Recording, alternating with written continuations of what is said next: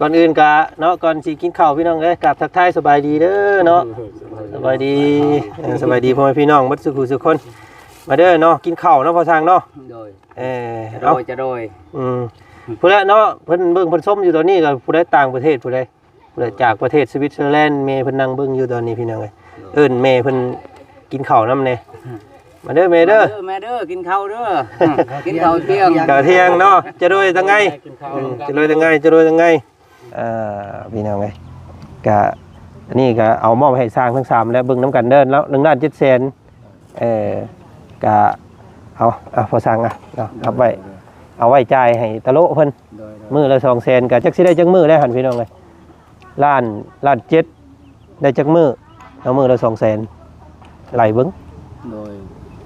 ค่อยเว้าว่าแบบว่าค่อยให้เล่าว่ามื้อ1 200,000คันมันแล้วไว้ค่อยก็ให้เกินนั้นโอ้ในนั้นนะอยากขอขอบใจอ้ายอีกรอบนึงเนาะเพิ่นก็บ่มีหยังตอบแทนเพิ่นเห็นเจ้าเอาทิพข้าวให้ว่าจันในแม่เพิ่นว่าโอ้ว่าซั่นเนาะจิตใจทางสร้างเกตเพิ่นก็มีน้ำใจดีว่าซั่นพี่น้องมื้อนี้มีแม่เพิ่นฝากอันนี้มาให้มื้อนี้เนาะเพิ่นเบิ่งอยู่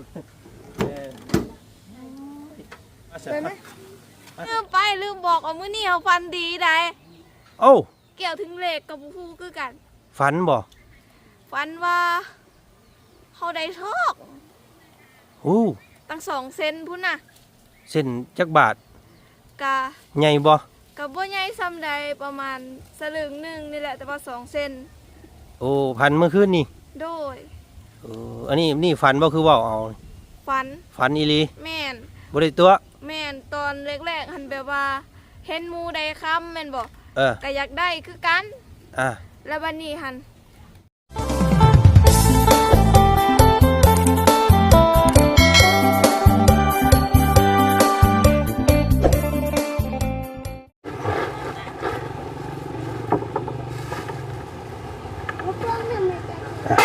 ตัดภาพมาทางพี่บาทที่นี่พี่น้องเลยเนาะ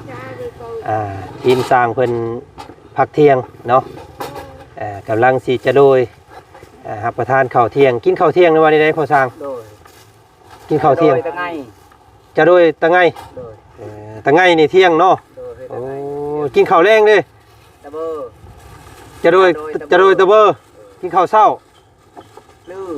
จะโดยตะบือจะโดยบือ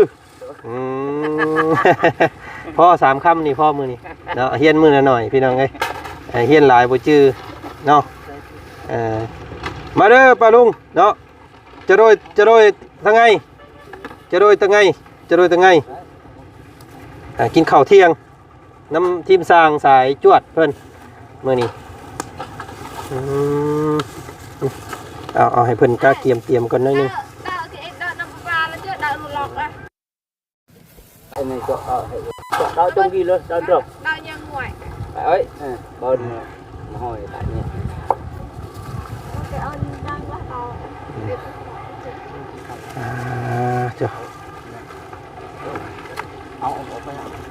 เบิ่งอาหารการกินอาจารย์ซื้อลาบซีนเอาเป็นลาบดิบได้พอสั่งเลยเนาะกินได้พอสั่งได้อยู่เนาะ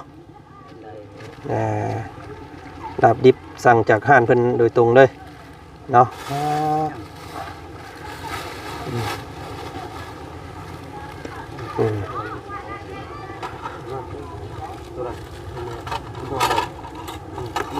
bảo chân thì tháo 5 căn đấy เดี๋ยวมานั่งรวมน้ำมื้อนี้เบิ่งเนาะก่อนอื่นกะเนาะก่อนสิกินข้าวพี่น้องเอ้ยกราบทักทายสบายดีเด้อเนาะ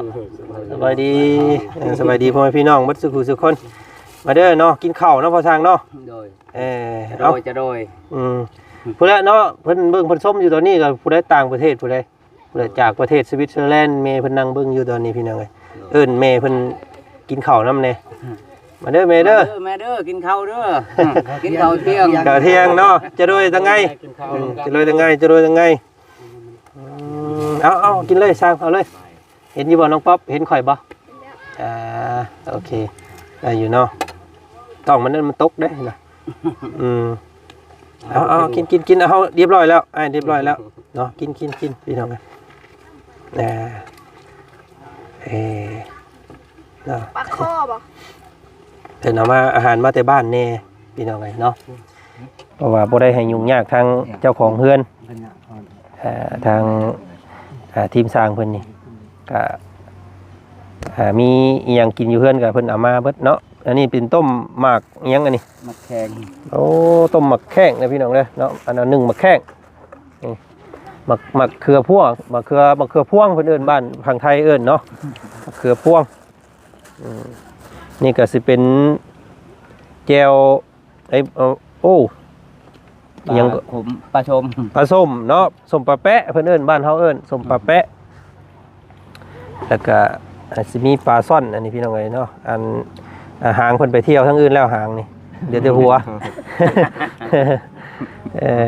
ลาบจีนเนาะลาบขมต้มนุ่มกินกินพี่น้องเลยเนาะให้สร้างเพิ่นกินข้าวสะก่อนเดี๋ยวว่าจันก็มีเรื่องมาล้มน้ำหน่อยนึงมื้อนี้พี่น้องเลยพอดีแหละสร้างเพิ่นพร้อมหน้าพร้อมตากันมื้อนี้นะเนาะว่าสิเว้าแต่กับสร้างพ่อสร้างผู้เดียวก็ยันทีมงานเพิ่นบ่เข้าใจกันเนาะเกี่ยวกับนี่แหละพี่น้องเกี่ยวกับอันเรื่องจ้างน้องตะลุเพิ่นว่าซั่นซะแม่เพิ่นฝากให้ว่าจันมาเป็นธุระให้เนาะเกี่ยวกับค่าแห้งเนาะค่าแห้งของตะลุเพิ่นนี้พอค่าแห้งของตะลุเพิ่นนี้ก็มื้อนี้แม่เพิ่นฝากให้ว่าจันเอากินน้ำเมาน้ำได้พอสร้างได้ตามสบายเราได้บ่ต้องอีหยังมากมายเนาะนี่พี่น้องเลย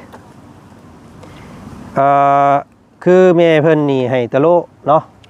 มาเฮ็ดเวียกนำพี่น้องเลยมาเฮ็ดเวียกนำแต่ก็พอสร้างเพิ่นนี่บอกว่าพอสร้างเพิ่นสิให้มื้อละ200,000เนาะแต่ว่าแม่เพิ่นอยากเป็นเจ้าภาพผู้ที่จ่ายเงินให้ตะโลหั่นนะเนาะโดยที่ทางทีมสร้างนี่บ่ต้องเอาเงินค่าจ้างเอามาจ่ายให้เราเนาะให้ชุมอันสร้างทั้ง3คนนี่ค่าจ้างนั้นเป็นของชุมเจ้าเลยเงินน่ะนะเนาะแต่แม่เพิ่นน่ะสิจ่ายค่าแห้งของตะโลให้เนาะว่าง่ายแม่เพิ่นออกค่าแห้งของตะโลเนาะชุมเจ้าบ่ต้องจ่ายให้เรานะเนาะเข้าใจบ่แล้วรอบนี้พี่น้องไงเนาะหรือว่ารอบนี้เมย์เพิ่นฝากมาให้ก่อน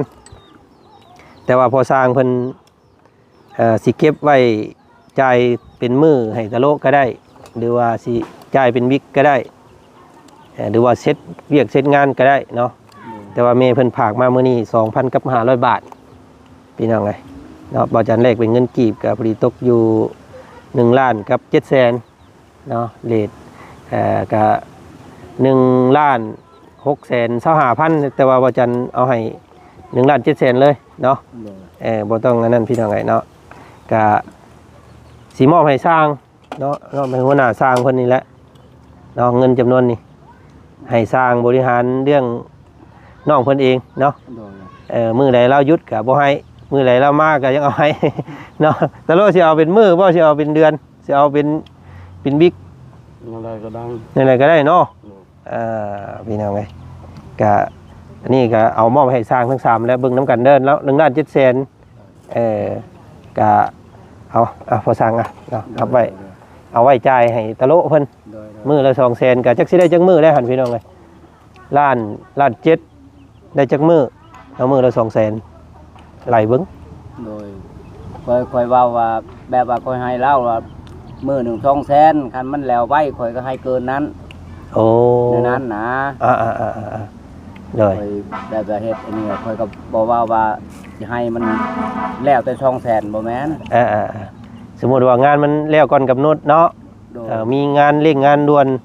มันไวเนาะว่าไงเนาะก็เพิ่นก็สิให้เพิ่มอีกสิเพิ่มต่อโอ้บ่แม่นว่าสิเอาแต่ค่านั้นแล้วแต่สร้างเนาะอันนี้แม่เพิ่นซอยซุมเจ้าเด้อเพิ่นฝากมาซอยค่าแห้งนี่แหละค่าแห้งของตะโลนี่บ่ต้องอันนั้นว่าซั่นพี่น้องเนาะมีแต่เพิ่นแล้วเนาะฝากขอบคุณขอบใจแม่เพิ่นพุ่นแหละพี่น้องเอ้ยแม่ผู้ที่ซอยตะโลเพิ่นนั่นแหละเนาะเด้อแม่เด้อ เนาะมอบ ก็บ่เข้าใจปานใด ดีใจเนาะพ่อเนาะ โดย เอาเก็บไว้เดี๋ยวบริหารให้สร้างให้ตะโลเพิ่นเด้อ โดย แล้วแต่พอสร้างเห็นสมควรเนาะเห็นว่าเราสมควรได้มื้อละเท่าใดก็บริหารเบิ่งอันนี้เป็นก้อนแรกแม่เพิ่นจ่ายให้ก่อนเนาะจ่ายค่าแฮงให้ตะโลคำให้เราเบิดบาทเดียวก็เย็นเราเบิดมื้อเดียวเลยให้บริหารเทื่อน้อยเอาอ่ะ ให้หมดก็ไปทุ่มอยู่ใครอยู่ตำรวจ สิเอาเงินบ่หาเงินไปไทยน้องบ่เดี๋ยวนี้ โดย เออ บ่มีเงินไทยนอง อ่า เราโทรนับอีกว่าเงินเคยส่งมื้อนั้นปัวบ่เซาแล้วว่า มันแหละน้องฟัง งานช็อก ก็ค่อยเป็นค่อยไปเนาะพอเนาะ โดย เอาอิ่มแล้วบ่น่ะกินดิเจ้าว่าส่วนบ่หลายโพดไปจัก บ่ โอ้กินน้อยดินี่พี่น้องเอ้ยเนาะนี่ลาบสิ้นยังบักหลายๆนึง จะเข้าบ่ใหญ่เด้ อืม เท่านี้แหละกิน โอ้ปกติบ่ทำนี่บ่ โดย เฉพาะพอสร้างขึ้นจ้อย เนาะแต่โลจังพ่อจังอ้วน กินหลายก็โมกินก้อนโมอีก เอามันกินทำ3เทื่อเลย4เทื่อนี่แหละ โอ้จังพ่อพุ่งจังออกหรอกอันนี้พี่น้องเอ้ยเนาะเอากินเนาะบ่ไปซ่าพอสร้างเพิ่นเด้พอสร้างเพิ่นวิชาใส่ตันเด้น่ะเนาะโอเคเนาะให้ตะโลเพิ่นกินข้าวก่อนพี่น้องเอ้ยเดี๋ยวอันสังเกตเนาะสังเกตมาพี่ก่อนเด้อยังสิมีเรื่องอันอารมณ์น้ำสังเกตอีกหน่อยนึงพี่น้องเอ้ยเนาะพอสร้างเพิ่นก็เป็นกันเองเด้พี่น้องเอ้ยเนาะโยกย้ายอีหยังเพื่อสร้างได้เนาะแนวใดบ่มักแนวใดบ่งาม ๆ เนาะ เก็บเอาตัว ตีได้เด้อว่าซั่นเนาะมาพี่สังเกตเฮามีแนวมาเซอร์ไพรส์มื้อนี้น้องป๊อปมาจับกล้องให้หน่อยลูกมาพี่น้องเนาะเนาะโอเคทางสังเกตเพิ่นพี่น้องไงเนาะมีน้ำใจมื้อวานนี่เนาะอ้ายเพิ่นมอบติ๊บข้าวเนาะเป็นสิ่งตอบแทนว่าซั่นเนาะน้ำใจบ่มีหยังให้เนาะพอสร้างลูกเมียไปยังอันปัจจุบันนี่อยู่เฮือนบ่ อยู่อันบางว่านี่ก็ไปโรคหยาหน้าซอยเขาก็ เบิ่งเนาะอันขออนุญาตนิดไม่ซอยเพิ่น ซอยเพิ่น อาชีพแล้วบ่ได้มีเป็นรักเป็นแรงบ่ผู้เป็นเมียมีแต่เอาลูก มิตรลูกก็อยู่เหือนนั่นแหละกับสายกระติบเขาเล็กๆน้อย เผาเฮือนอันติ๊บเข้านี่เป็นของเมียเจ้าบ่ ๆเขามีอะไร โอ้เนาะโอ้สีมือเก่งนี่ ก็คอยได้พักคอยกับ ซอย ไปสอนตัดไม้มาให้เราซื้อ เอ้ ตัดไม้อยู่ป่ามัน โอ้ย คิดดอกไม้แถวนี่ เคยคิดว่าไม่เท่าอยู่ในเฮือนนี่หยังสิแต่โมเมนต์เนาะของเราเอง เรา เนาะ เองได้เฮ็ด โอ้ เราก็ทานอยู่เดี๋ยวนี้ก็ทาน ฝีมือดีเสื้อพี่น้องเลยเนาะพัฒนาถ้ามีลวดลายสีสันเอาตอกเป็นสีเป็นหยังใส่แห่งสีงามเนาะ อ่ะ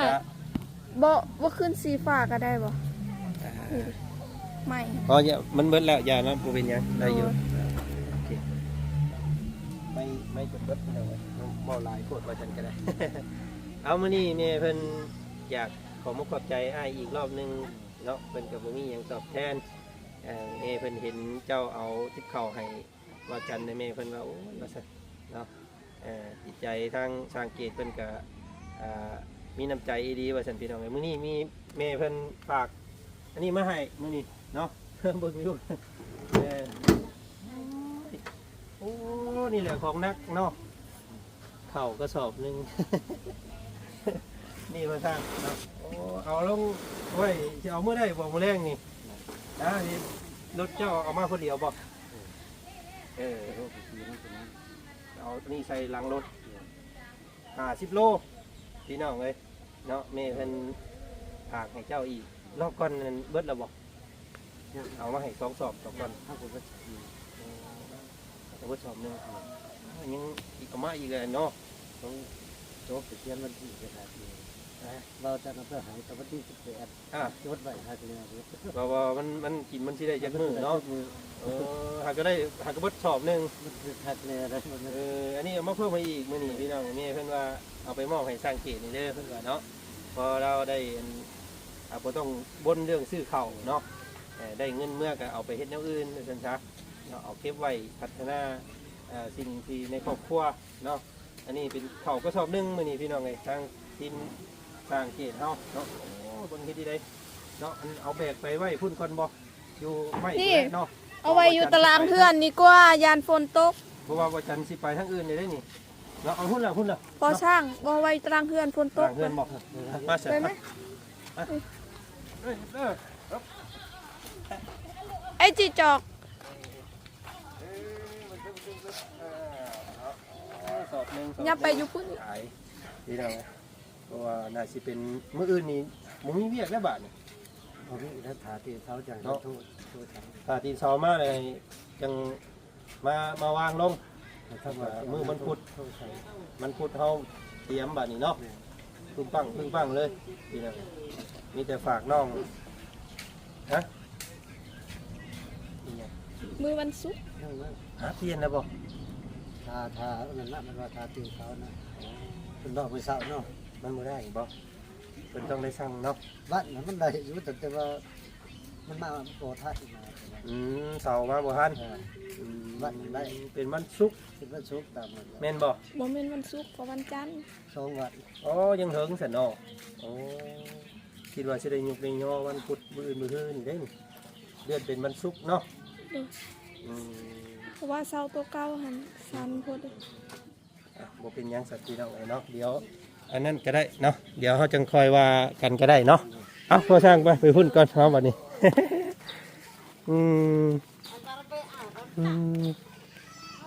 พี่น้องเอ้ยนี่แต่เนาะกะนั่นแหละพี่น้องเอ้ยเนาะเขานี่ก็เป็นของทางแม่ผู้ที่ซอยเจ้าเจ้าก้อนนั่นแหละเนาะรอบนี้ก็เพิ่นมาให้อีกสอบหนึงเนาะพอสร้างเนาะเนาะฝากขอบบุกขอบใจขอบพระคุณเพิ่นแน่เนาะ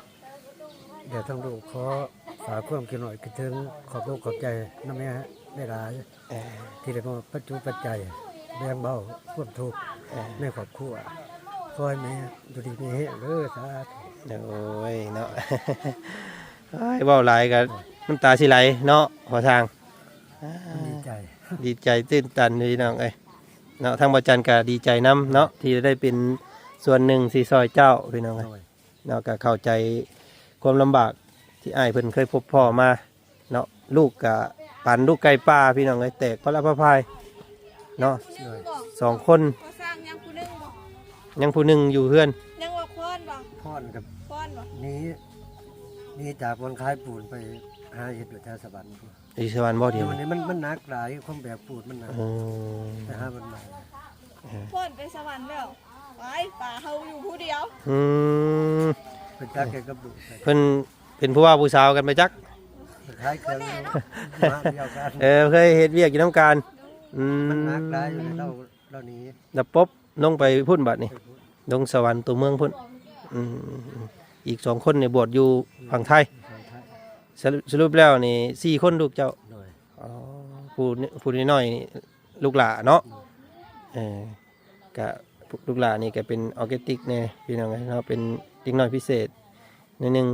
อย่ากะเป็นแต่ฮักว่าซั่นมื้อนั้นแม่เพิ่นเบิ่งโอ้ยยิ้มนำลาวหนุบมือเนาะมารยาทดีซ้ำว่าซั่น เมื่อบ้านนี่ได้ขนมก็ได้เมื่อต่อ ไปถือไปบอกว่าของอันนั้นเรื่องของบ่าวจันทร์แต่เรื่องเพิ่นว่าอย่าง เนาะ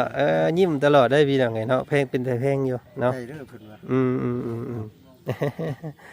เอาเสร็จแล้วเฮ็ดเวียกเฮ็ดงานสาๆทางเนาะรบกวนซ้ำนี่แหละพี่น้องไงเนาะโอ้ดีใจนำเด้อได้เข้ากระสอบใหญ่มื้อนี้พี่น้องไงรางวัลนักเนาะได้เกินไว้ในรอบก่อนบอกเล่าว่าสร้างเกตสิได้รางวัลใหญ่เด้อว่าซั่นแม่นดีเด้อพี่น้องเอ้ยเนาะแม่นดีเด้ได้รางวัลใหญ่คักมื้อนี้เนาะ ผู้ใดมาบ่แม่นบ่เอาพี่น้องเอ้ยพักผ่อนหย่อนกายกินข้าวแล้วก็ให้มิดเข่ามันเข่าที่เข่าทางแล้วก็จังลุยต่อเนาะ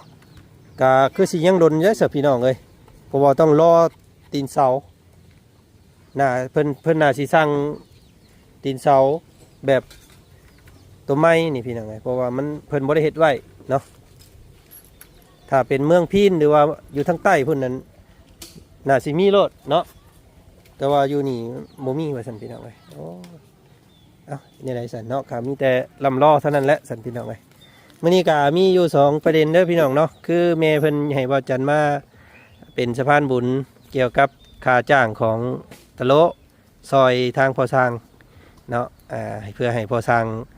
ประหยัดค่าใช้จ่ายว่าซั่นซะแม่เพิ่นจ่ายค่าแห้งของตะโลให้พี่น้องเอ้ยรอบแรกก็ประมาณ1,700,000เนาะเพิ่นก็เบิ่งเวียกเบิ่งงานไปอีกว่าซั่นซะพี่น้องเอ้ยเนาะ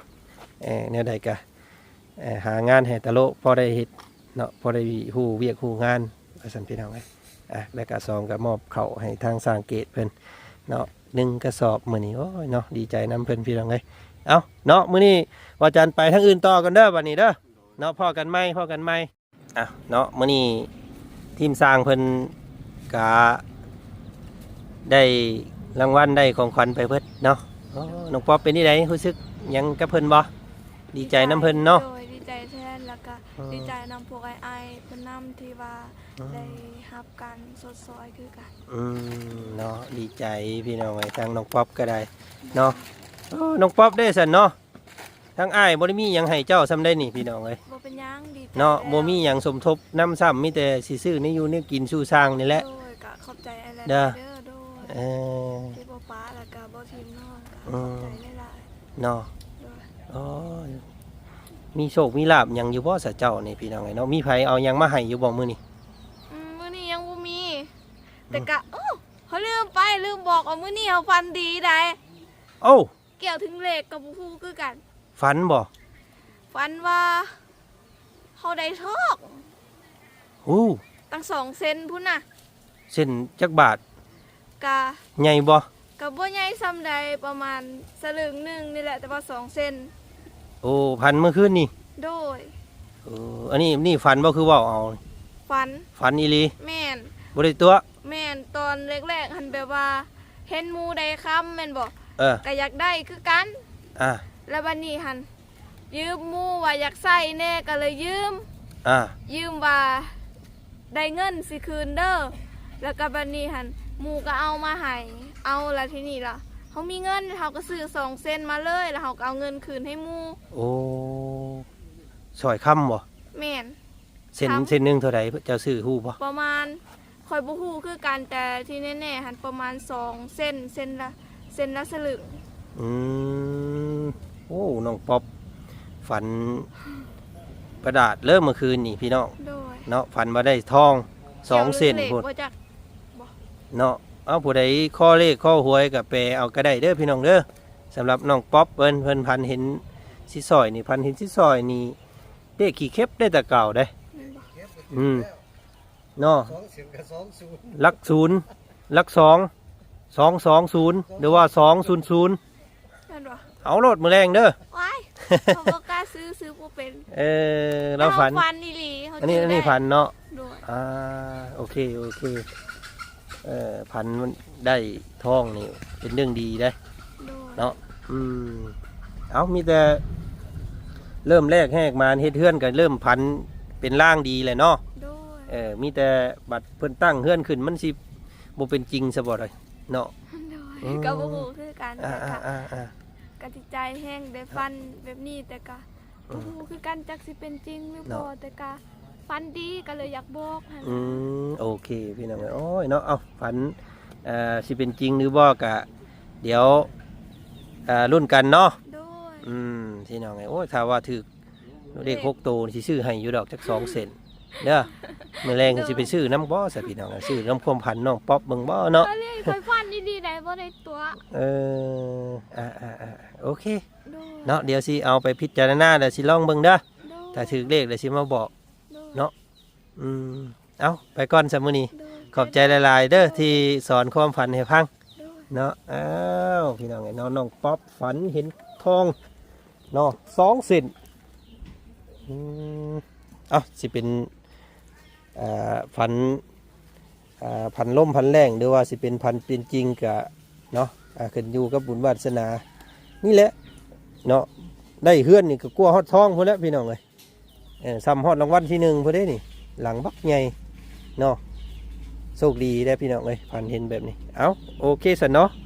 ไปก่อนสันพี่น้องเอ้ยลำลาก่อนคลิปนี้เจอกันใหม่ขอบพระคุณหลายๆเด้อเนาะทางเมใจบุญจากทางประเทศสวิตเซอร์แลนด์เมเพิ่นเป็นคนไทยพี่น้องเอ้ยเนาะกะบ่ได้ประสงค์ออกนามเนาะทำบุญด้วยใจพี่น้องเอ้ยเนาะบ่ได้คิดหยังว่าซั่นขอแค่เห็นเคตีเฮาสดซอยและเป็นคนดีเนาะฮู้ทำมาหากินเมเพิ่นก็ดีใจแล้วว่าซั่นพี่น้องขอบพระคุณหลายๆขอให้แม่จงอยู่ดีมีแฮงเด้อมีแต่ความสุขความเจริญเนาะทางกายและใจปรารถนาสิ่งใดขอให้สมหวังเนาะสาธุพี่น้องเอ้ยเอาไปก่อนมื้อนี้เนาะสบายดี